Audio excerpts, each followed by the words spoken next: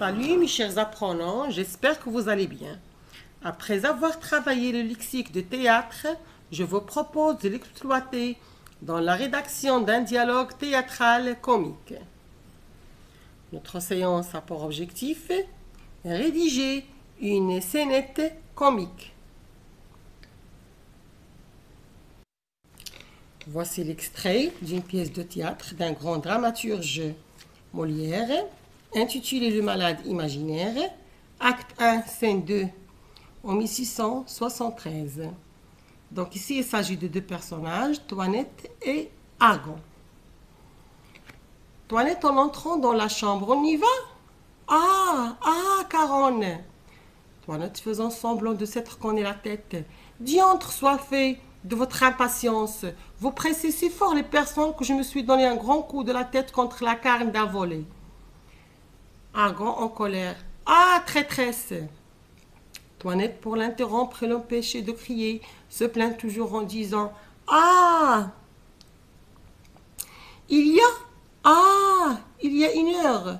Ah, tu m'as laissé. Ah, tais-toi donc, coquine, que je te querelle.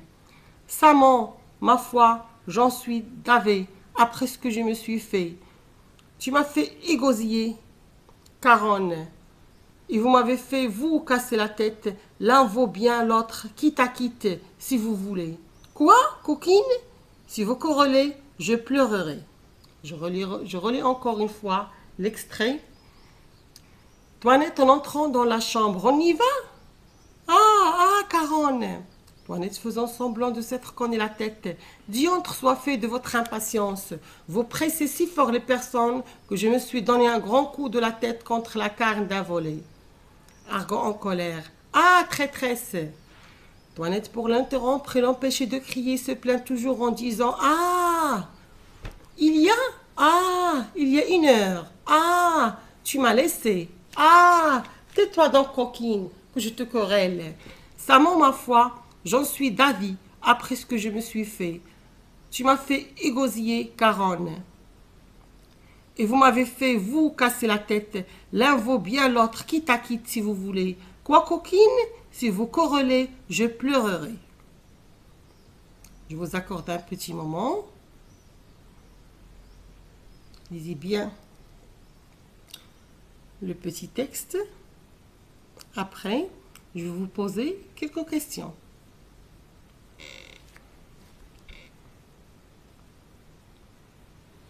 Passons aux questions. Pour la première question, combien de personnages sont sur scène? Bien entendu, vous allez me répondre qu'il y en a deux, Toinette et Argan.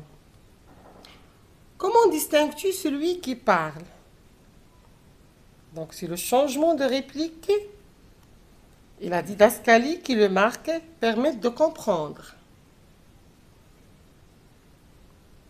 Qui parle le plus relève les mots qu'il utilise pour désigner son interlocuteur. Argan parle le plus, il désigne Toinette par les termes Caronne, traîtresse et coquine. Repère les didascalies, qu'est-ce qui les caractérise typographiquement, explique leur utilité comique.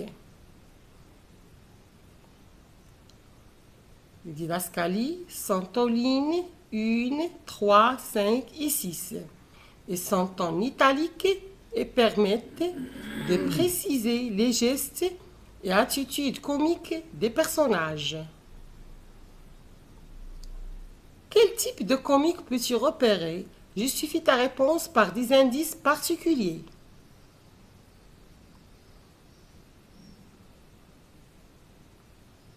Je suis sûre et certaine que vous allez me répondre qu'il y a deux idées, sont le manque d'argent et la difficulté du travail pour le paysan.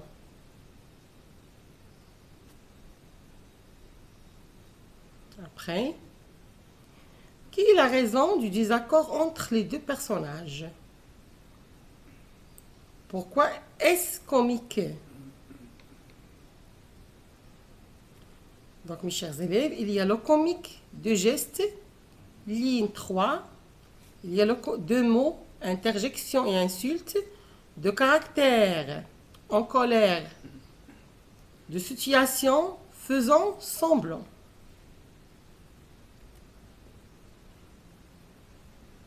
Et pourquoi est-ce comique? Cette toinette a fait attendre Argan.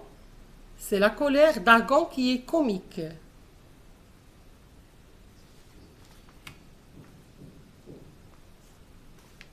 Et maintenant, on passe à notre carte mentale qui va vous aider à réussir votre tâche.